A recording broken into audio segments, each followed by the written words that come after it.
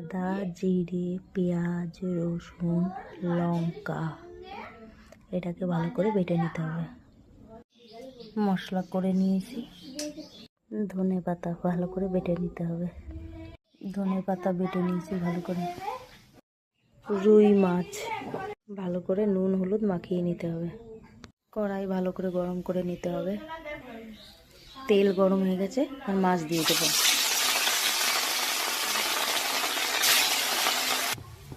এই দেখো মাছ আমি ভালো করে ভেজে নিয়েছি। মশলা দিয়ে দিয়েছি এর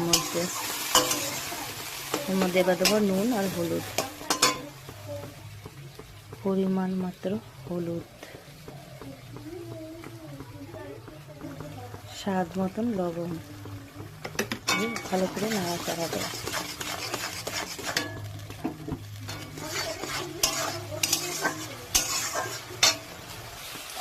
মশলা কষানো হয়ে গেছে, এবার জল দিয়ে দেবো।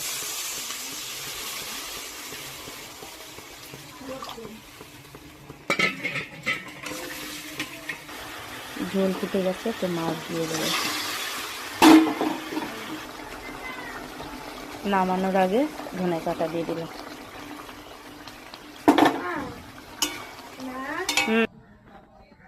কেমন হয়েছে? বলো।